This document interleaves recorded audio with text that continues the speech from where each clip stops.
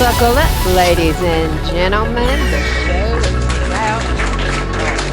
Welcome to the Lemonade Podcast.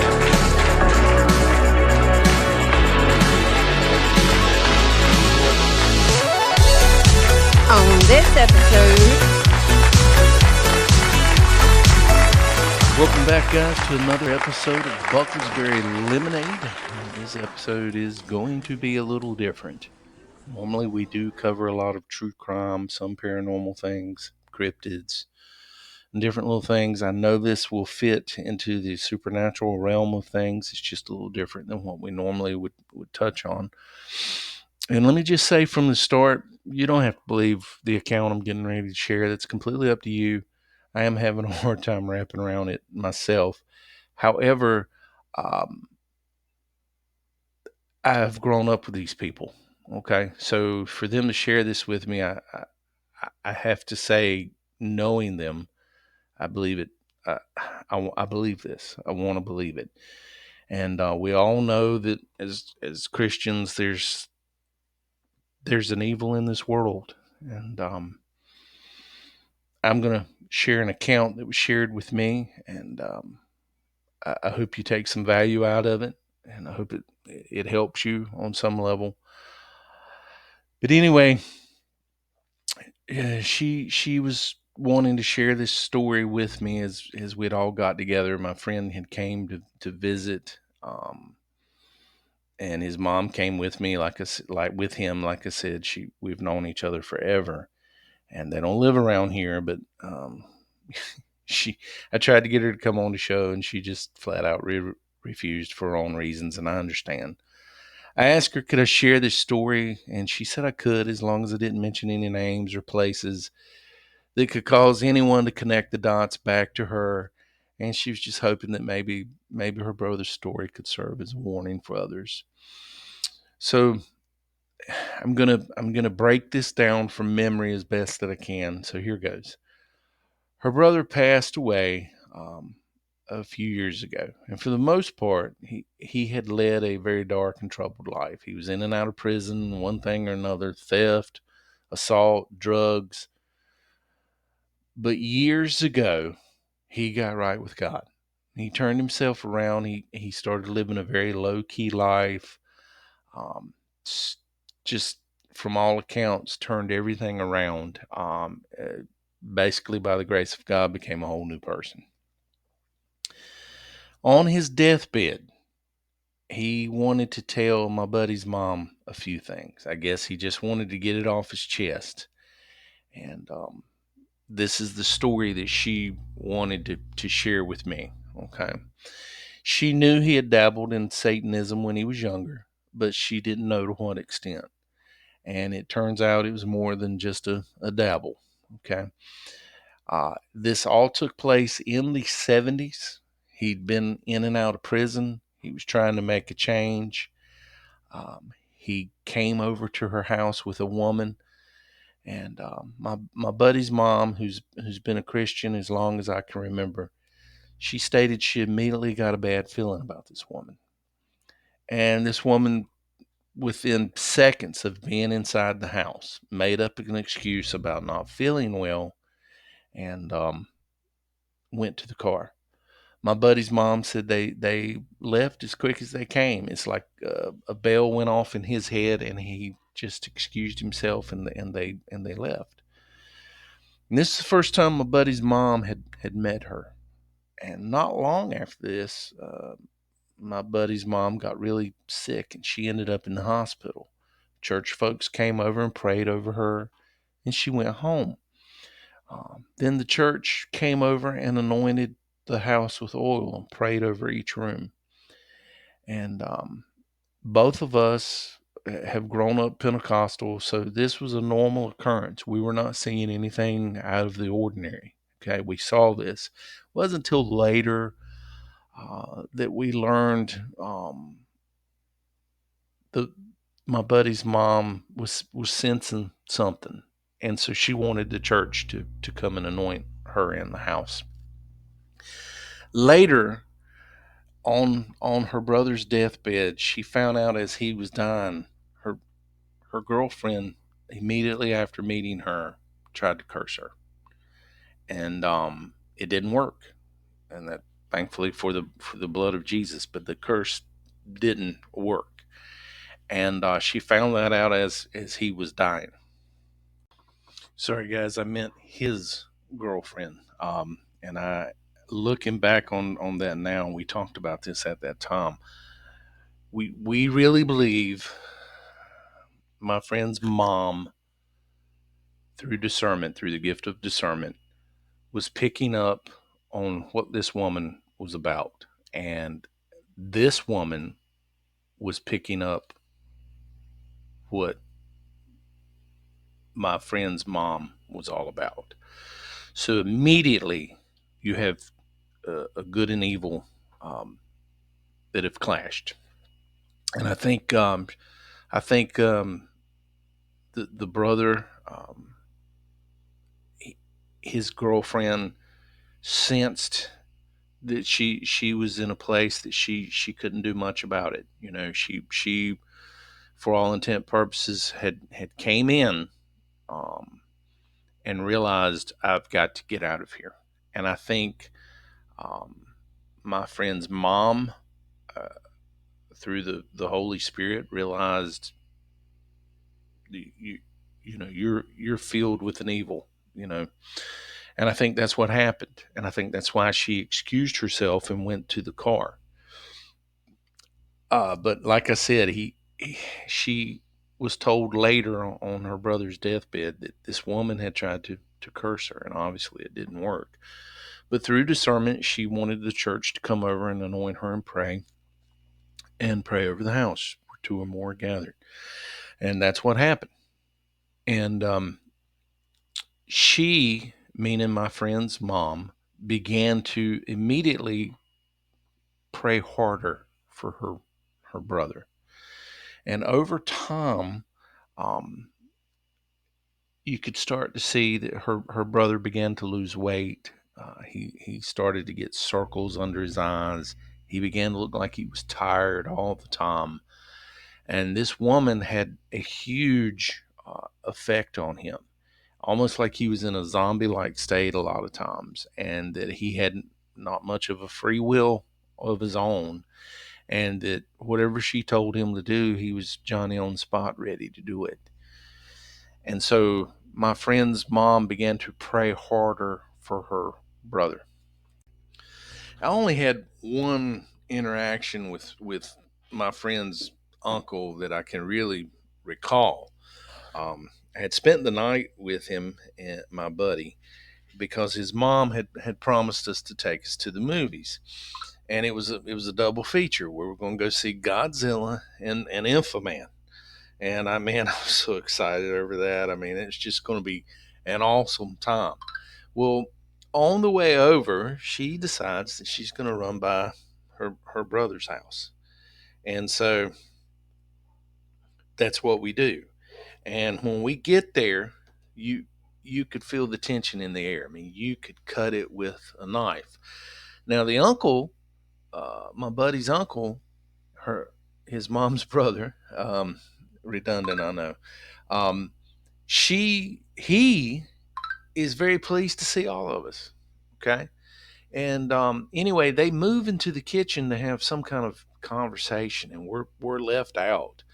Well, I had noticed when we went into the house that in the corner was this a, a wood carving, and it had owls on it, but it had faces on it, and these faces looked like they were in just a state of pain. I mean, or something. I mean, it's just horrible looking, and it gave me the heebie-jeebies. It gave my friend the heebie-jeebies, and it's like you could feel. Looking back on it, it's like you could feel this dark energy coming off of it, and we didn't want to have anything to do with it. And when we got there, um, I had to use the bathroom, so we was told where the bathroom was at, and my friend's brother's girlfriend. So hard not mentioning names, guys. I'm sorry. It's she tells me where the bathroom is, and then she smirks at me and says, but the room across from the bathroom is locked, and you will never be able to go into that door. We learned later, or I learned later, just as my friend and his mom did on the deathbed when he was making his confessions. She kept that room locked, and that is where she would practice her black magic. And so that door was locked, and I can remember using the bathroom, coming out, being a little curious. I mean, you've just told a kid don't go near that room, okay? And so I didn't try to go in there, but I can remember that same feeling that I was feeling from that statue with the owls and these these faces that looked like they were in pain. I can remember feeling that from that room. Okay. And so we come back in, and we can hear them in the kitchen, and they're getting loud. Okay. And my friend nudges me and he said, "Hey man, what kind of game is this?" And we look over on the coffee table, and not knowing what this was, we knew what it was later in life. This was a Ouija board. Okay. And it's just really strange. And there were cards there, and we found out later in life that those were tarot cards as well.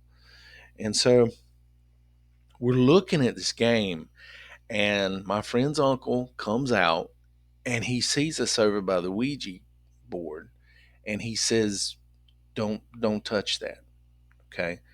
um, don't touch it. You can't play with that." And my friend was like, "Well, come on, uncle, can we just..." "No, you can't play with this. You do not need to touch this." Well, at this point in time, the girlfriend and my friend's mom are coming out of the kitchen, and she sees us over by the Ouija board, and she hears him telling us we can't play with it, and she laughs, and she gives off this laugh. I'll never forget it. It's like you could feel it vibrate through you, you know. um it was so strange. It's like that laugh came from somewhere else, and she said, "No, go ahead, let them play with it." And like I told you earlier, this is one of those things to where normally whatever she told him to do, he did. But for whatever reason, he looked her dead in her face, in her eyes, angrily looked at her and said, "I said no." And then he turned back around and he looked at me and my buddy, and he said, "Whatever you do in your lifetime, never have anything to do with these cards or with this type Ouija board or board game," or whatever he said, how he said it. But he said, "It is not a game, and you should never play with anything like this." And at this point, my friend's mom, she's herding us out of the house. It's time to go. Okay. And what we learned later on, and at that time, whatever you say, whatever you guys want us to do, because we weren't making anybody mad, we had to get this double feature. Okay. Infoman and Godzilla were calling. All right. And we learned later, as she was telling all this story, his confessions and everything, we learned later she'd went over just to ask if she could pray with them and for them, and the girlfriend became angry over it. And so we left and went on about our way, and just really never thought anything about it. And so as he's on his deathbed, his sister, my buddy's mom, asked him, said, "Well, you know, how high ranking were you in this thing?" And he said he never was really high ranking at all, that he was considered more or less like a little foot soldier. But this woman that he was seeing was considered almost like a high priestess of some type in this coven. And he explained to her that it was far reaching and it had been around a long time. He said, the brother claimed, that this coven was tied to Richard Ramirez, the Night Stalker, who was a known Satanist. the Son of Sam, and the Zodiac Killer. And the reason Richard Ramirez was caught is it was time for him to be caught.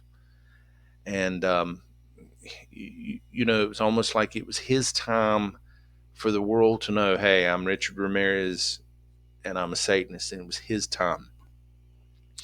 The Zodiac, we were told, as well as the Son of Sam, David Berkowitz, that the reason you had so many conflicting stories when people were trying to identify these two was that it was never the same person. That they were all involved in these satanic rituals and covenants, and that it was always someone different. And even David Berkowitz has allured to something along those lines, that he had ties with a covenant. And of course, the Zodiac, and doing your own research to that, he's described in 1 minute as tall and slender, 1 minute as short and stocky. So you really don't know. But he was telling us this, and he said that's how far reaching this covenant was, that they had ties all across the United States, and that they went back a long way. So this wasn't just something new, part of the satanic panic that we grew up in, but that this was a real thing, and that this was happening. And so we left, went to the movies. Everything was normal. I never was back over at his house, the uncle's house, again, my buddy's uncle. Never had any more interaction with him. Never saw him again. And he had told her on his deathbed he had disappeared for a few years and was just gone. And he said that during this time, his girlfriend was growing in power. And he'd made the comment that they had been to a few parties, and one of the parties that he had went to was where we in the town that we grew up in. I'm not going to say a whole lot about it, because if I let loose too much, some of you who listen to our show that we know that are local, you will put it together. You will know exactly the place that I'm talking about. But he said at this party, it was the first party that he'd been to like this, and he said that it started off as a normal party, but as the night progressed, things seemed to get darker and darker. And he said, he'd been drinking heavily, using drugs and things like that. But he said all of a sudden he started to see people in black robes. He noticed that there was a couple of rooms in this house that had pentagrams drawn on the floor, and that some of these people in these black robes were telling him things about his life that they shouldn't have known. There was no way that they would have known these things. And some of these things he'd never revealed to his girlfriend, but yet these people knew these things. And he said toward the end of the night, he literally was seeing people flying in the air. And the my buddy's mom asked, "You mean like levitate, just kind of float?" He said, "No, I actually was seeing these people float in the air, up in the air, flying." Okay, like Superman. I mean, that's the only way that we could all wrap around it. And that he he attended the party. He was freaked out by it, but he didn't see anything out of the ordinary. Well, that's pretty damn out of the ordinary, isn't it? But he said he didn't see anybody hurt or anything along those lines, and that he wasn't comfortable at all. But he went because of his girlfriend. And later on his deathbed, as he's explaining this to his sister, he felt like he was being tested to see how he would interact with these things, to see if he would run away or if he would hold his ground. And it could have also been a test to see his high priestess girlfriend, how much power she had over him. I'm not sure. So anyway, he described going to another party, and this one is weird. He said he goes to this party, but it's not in a house. It's deep out in the woods outside. There's a huge bonfire. It's lit. He's seeing these same people in these black robes. Um, there was a makeshift altar built, and people were everywhere in the woods, and they're having sex and they're using drugs. And he said at this point they brought out a pig. Okay. And they put the pig on the altar, and they all started chanting something. He didn't understand it, but looking back on it, he believes it was Latin. Matter of fact, he knew it was Latin. They stabbed this pig, but the pig didn't squeal.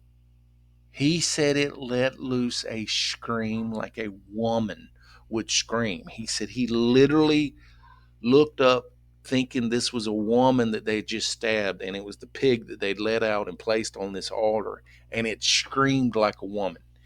And he said he didn't know what to make out of it. He said he was so high, he couldn't tell at this point, maybe I'm hallucinating, maybe I'm not seeing this. And he says they started passing around these goblets, and they each took turns drinking this pig's blood. And they're smearing it all over their bodies and things like this. And he said he only pretended to drink. He said because at this point he felt himself getting sober, and he started to get scared. Okay.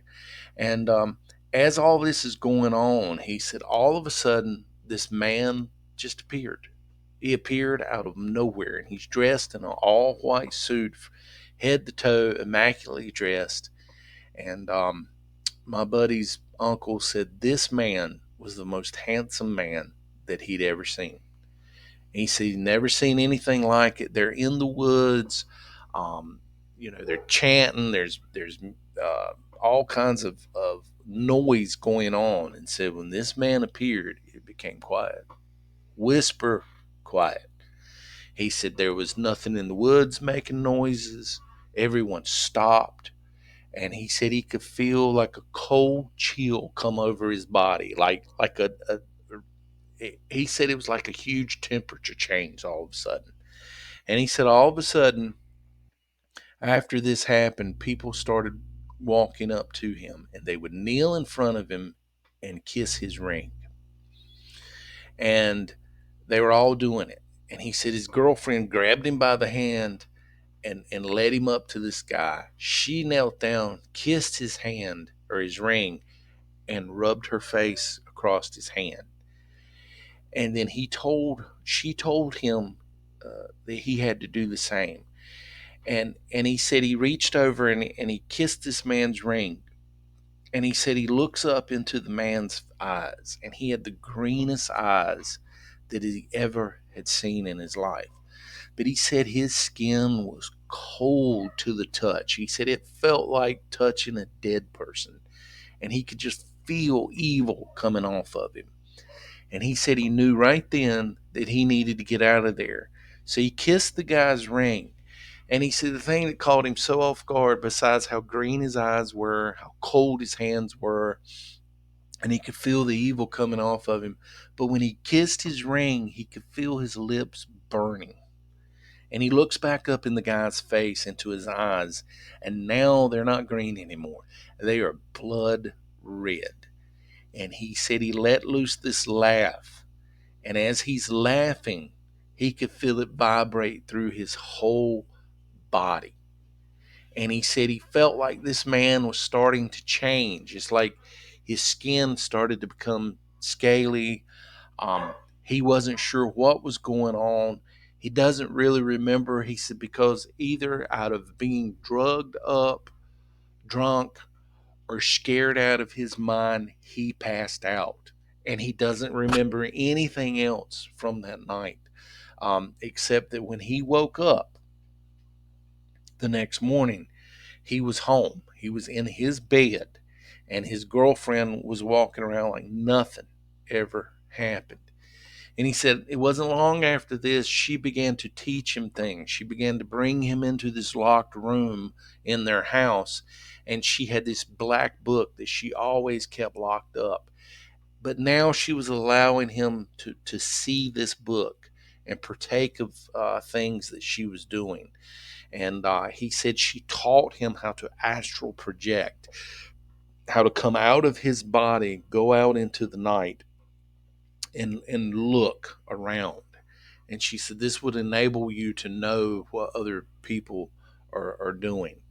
And this book, he said, was in Latin, and he knew it was a book of black magic.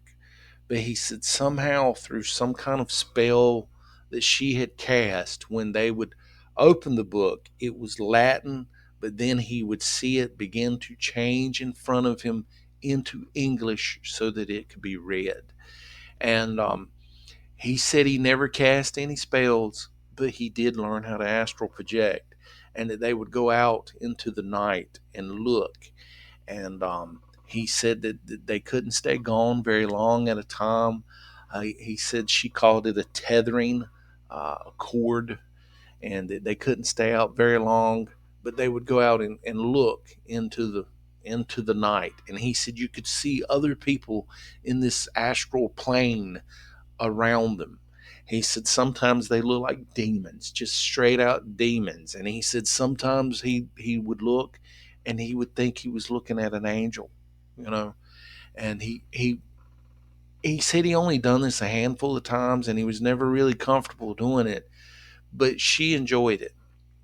And he said one night that they had went and looked at his sister's house, my buddy's mom, and that she told him, "I'm going to get your sister. I'm going to get her." And I should mention also that she had this black cat, according to him, that was always around. And I do remember during this conversation with my buddies and his mom that she did say from time to time she would look out her window and see a black cat on her windowsill. And looking back on it, I, she feels like this might have been this woman's familiar, and that this cat was keeping tabs on her as well. But he learned how to astral project and would start going out into the night and looking around. And he learned later why she was wanting him to do this. And the reason he learned she wanted him to be able to do this is that and like I said, if you remember, he was gone for a few years. So it wasn't long after all this that he wasn't around anymore. And my friend's mom just assumed maybe he'd gotten in trouble and went back to jail. But what had happened was the girlfriend, this high priestess, was trying to keep him away from his sister because she knew that there was a lot of prayer going up, and she was trying to keep him away from this, to use him as a foot soldier in this satanic covenant. But he learned later on that part of this astral projection, they would visit churches. And what the goal was, and he learned this, he explained this on his deathbed, that he learned um, they wanted to go about this covenant and destroy these churches. And so they would do this through several different ways, but the main way that they wanted to do it was just to infiltrate the church and destroy it from the inside out. And they said there were several churches that this took effect and happened at. Um, I don't know where any of these churches are that they did this to, but he told the story that most of the time bigger churches were easier targets because a lot of them, you may only have a handful of true strong Christians inside those churches, and they would break them down. But he said what happened was they went to this really small church that they had seen one night on these astral travels, and they'd went to this church, and when they went to walk inside this church, it was on a Wednesday night, he said, they couldn't walk in. So there's like this overwhelming force was pushing them back, and they couldn't enter into this church. And his girlfriend became just rabid angry about it. And she told him, she said, we're going to burn this church to the ground. And he said that every time that they tried to touch the doorknob to this church, that it was so hot they couldn't go in. There was nothing they could do. Said they'd go to another door and try to enter into the church, and it's like something was pushing them back. They just couldn't do it. So she decides, this girlfriend, this high priestess, they're going to burn this church down. So he said a few nights later, a bunch of them gathered up, and they all go out there with gas cans, and they form a circle around this church, and they're chanting and praying. And some of them start to cough. It's like they can't get the chant out, whatever, they can't talk. And every time they went to throw gas into the direction of the church, it's like the wind would come up and blow the gas back on them, and they couldn't do it. And for fear of lighting their own selves on fire, in frustration, they gave up and they left. He said around this time, um, I guess they got to have some way to make money. Okay. He answers a help wanted ad for a lumber yard. And he goes to work in this lumber yard. And a couple days in, he's getting there early because he's wanting to work. And he also made the comment, he was a little uncomfortable when he walked in there, but he said he felt a peace and a calm there. So he really wanted to work there, and he really wanted to do a good job. But he said that one day before work started, before clock in time, he said several of them, including the owner, were talking about this church. And he said that he noticed that they were talking about that when they went out the morning after they tried to set it on fire, that evidently these church folks were going into the church, the pastor and the deacons, and they were noticing gas cans around these gas cans around the church. And he said it was so strange to him. He said, and that all of a sudden the owner of the lumberyard looked at these guys and said, "You know what we need to do, right?" And they said, "Yeah, you're right. We know we need to do what's right." Well, he's expecting these guys to be angry. Okay, like I said, he's expecting them to be angry, and he's thinking, "All right, they're going to figure out that we did this, and there's going to be some retaliation, and I'm probably going to lose this job and get hurt in the process."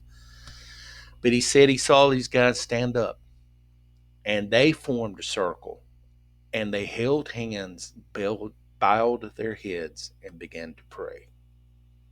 And he's listening to this, and they weren't praying for retribution or revenge. They were praying for whoever did this for their souls. And he said this shook him to the core as he realized that these people weren't bad. And he'd been told all this time, Christians are evil, they're not what you think they are, they're the enemy. And he sat there, and he said he began to feel this stirring inside of him. And he started to question some things. He said, these people are praying for me right now. And he came to realize later on, at that time, he thought they don't know anything about me. And he came to learn later on that the owner, who was the head deacon at this church, sensed something about him. Okay? And that's through discernment, through the Holy Spirit. He sensed something about him. And he said it got to where on lunchtime, sometimes he had food and sometimes he didn't. He said, but the owner would always come around, tell him how good a job he was doing, how much he appreciated him, and would offer him half his lunch if he didn't have lunch. And he said this man was so kind-hearted, and he thought, how can he be evil? I'm being told that, I'm on the good side, and these Christians are evil. But this man is so kind. He's so nice. And he said every time he talked to the guy, that it got to where he wanted to be around him more and more. Okay. And he and his girlfriend began to have more and more trouble with each other. They began to argue a lot more. Um, he could feel her grip on him starting to loosen. And he began to, he said it was almost like his mind began to clear. Okay. And his girlfriend was sensing this, and she wanted him to quit working at the lumber yard, but he refused. And he said he just looked forward to spending more and more time with this man, and that the man would tell him things from the Bible. And he said he was never questioned about anything. He said this guy was always very loving, very understanding, very encouraging. Um, and he just enjoyed spending time with this man, and the other men there too as well. And he said these guys had a deep sense of belonging with each other, and he felt that, and he wanted to feel more of it. And he said his girlfriend, this high priestess in this coven, be, like I said, began to feel her chains that wrapped around him, her grasp on him began to loosen. And he said the thing that finished it for him one night is that she invited another girl over to the house, and they went into the room that was always locked. And he was told he couldn't go in. And at this time, he wouldn't go in the room with her much anymore. You know, he didn't want to astral project. He didn't want to do any of that anymore. And he said within himself he was beginning to feel things that he wasn't sure what he was feeling. And we know that this is, you know, God's knocking on his door, on his heart. Jesus is dealing with him through the Holy Spirit at this point. And he says that they go into this room, and he begins to hear them chant. And he can pick up on certain pieces of it, and it dawns on him that they're trying to cast a spell on him. Okay, she's trying to bring him back into the fold. Okay, so he goes outside to look through the window to see what's actually going on. And as he says, he goes outside, okay, and looks through the window, and they're in the middle of uh, this pentagram, and they're nude, and they are cutting themselves, okay, and they're drinking blood. And he sees both of them begin to have relations with each other as they're chanting. And one of them, um, how can I say this correctly? One of them defecates, and they begin to smear this over themselves, and they're chanting, and they begin having relationship relations with each other. Okay, and they're chanting, and he realizes that they're trying to cast some type spell on him. And he says, all of a sudden, it's like a mist comes into this room, smoke or mist or something, and it's swirling around. And he can feel that same chill that he felt at that party in the woods that we talked about. And he said, all of a sudden, this man appears in this room, and it's the same man that he saw from the forest. And to this day, in his mind, this was the devil. This was straight on the devil. And he said he had asked her about this one time, and she told him no, that it wasn't the devil, that it was another high ranking member in this coven. So he's not really sure who this person is. He just knows this person has appeared. And as far as he's concerned, this is either the devil or a demon. He knows what he's seeing. And he says this man takes off his clothes and begins to have relations with both of them. And all this filth and abominations, or, the blood, the drinking of the blood, the feces, and all this stuff, and they're pouring hot wax on each other, and it's horrible what he's seeing. And he says that through this window, as he's watching this, he's getting sick to his stomach. And he starts to feel this tugging at his heart again. And he says, all of a sudden, this man looks him in his face through the window, like on cue, and they lock eyes with each other. And he says, this man's eyes are blood red. They're not this green. They've turned red like he saw in the woods. And he knew that he had to get out of there. He's just afraid. And this man begins to laugh at him. This demon, the devil, whatever he's seeing, begins to laugh at him. Okay. And he just takes off. He's running. He's like, I've got to get out of here. I can't do this anymore. I've got to get out of here. And the only thing that he knows to do, he runs to this church, this little small church that his boss man is a deacon of. He runs to this church. And he says, I know that I'll be safe here. They couldn't break the circle. They couldn't breach this church. They couldn't enter into this church.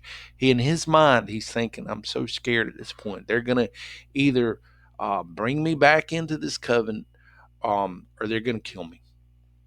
But in his mind, he's thinking, if I can get close enough to this church, like if I'm next to this church, if my body is physically touching this church, I'm going to be okay. They're not going to be able to get me. And then he's thinking, but can I touch this church? I couldn't before, you know, because he talked about the doorknobs being hot and things like that. So he gets to this church and he's crying. He's scared. He's crying for everything he's worth. And as he gets there and he starts running up to this church, he said the door opens and out steps his boss man. And he said, son, come on in. You can come in. And he said, I couldn't before. He said, well, you can now. Come in. He goes in, he shuts the door, and he's sobbing. And the man tells him, said, you tell me what's going on. And he says, my buddy's uncle just breaks down and starts confessing everything to him. He's telling him, I've been involved in this. I was wrong. I should have never gotten to this point. This woman had this hold on me. I've seen these things. And he's sobbing uncontrollably. And he says, this guy, he's expecting him to say, well, you crazy. But this guy puts his arms around him and pulls him to him and hugs him. And he said, it's okay. It's okay. We're going to pray. And he said this man began to pray over him. And it was such a beautiful prayer. And he said he could feel the heaviness start to lift off of him. He could feel the room and the atmosphere start to get lighter. And he said it was like something was washing over him and he was being bathed in this glory, in this light. And he knew at this point that he was wrong. And he said, please, please tell me what I have to do to have what you have. And he said in that moment, the man led him to salvation. And he got right with God. And he felt everything lift off of him. And he said they were praying, and as they walked outside, he looked up into the night sky. And he could see his girlfriend and this other woman and this man and other people. He could see their astral projections in the sky, hovering around this church. And he could see that they were all screaming, no, no, no. And he started to get afraid. And he said that this man took him by the hand. He said, son, you don't have to be afraid. He said, but you're not seeing what I see. And he said, yes, I am. I'm seeing exactly what you're seeing right now. And they're going to go away. And he said, just like that, they were gone, and everything started coming back to normal. He could hear the birds, the crickets, everything in the night. And he said, as he sat there, he told the man, he said, I don't want to leave this place. Can I just sit here? And he said, I'm going to sit with you. And they sat together till the sun rose. And the man talked to him, and and everything. And he invited him into his home, and he began to live with this guy and his family. And the man began to teach him about God and about the Bible and things. And he said this went on for roughly a year. And my friend's mom asked him, said, well, did you have any more interaction with this woman, with this high priestess? And he said, no. After that night, he said, I never saw her again. I never sensed her again. And I never saw the cat. I never saw any of these people again. I didn't go back for my clothing. I left everything there. I just left it and started over. And he said that one of the reasons he stayed gone for so long was, he was afraid this woman might have moved back, and he didn't want any repercussions on his family. And they would pray for his family and everything to be okay. And time began to pass. And on his deathbed, he did say that he did feel her whisper in his ear one time. And he wouldn't say what she said, but she did whisper in his ear one time. And he never heard from her again, and she was gone.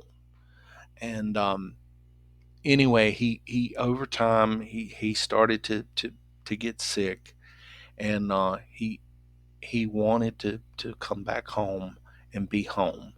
And during that time, he had written his sister several letters, and they were talking on the phone, and she knew he'd become a Christian. And as he was passing away, he took her by the hand, and he said, I just want to tell you how much I love you. Thank you for your prayers. He said, because your prayers led me to that lumber yard and led me to that church. He said, even though I first set foot on that church to do harm, I was led to that church for a reason. I was led to that lumber yard for a reason. And this kind, gentle, elderly man who has looked after me and helped me so much. He said, and it wouldn't have happened if people hadn't been praying for me. He said, thank you so much. And he told her he loved her. He said, but don't worry about me now. He said, as I close my eyes and take my last breath, I know where I'm going. And so soon after he passed, and he died. And now at this point, we're all crying, okay? She shared this story with us, and it's heavy, okay? And we're all crying, and we're all thankful that God has blessed this situation. And like I said, all this happened back in the 70s. He passed away not so long ago, but it's been a few years, okay? Because again, she didn't want people to put the dots together and things like that. And but that's his story, and that's the story that she shared with me. And man, what a story! It's an incredible story. Um, and I'm just so thankful that she chose to share it with me. I wish she would have came on the show, but anyway, it is what it is. Well, guys, we have reached the end of this podcast, and thank you for being with us. We appreciate you guys so very much for listening, and please like, share, and subscribe, and we'll see you on the next episode. Take care.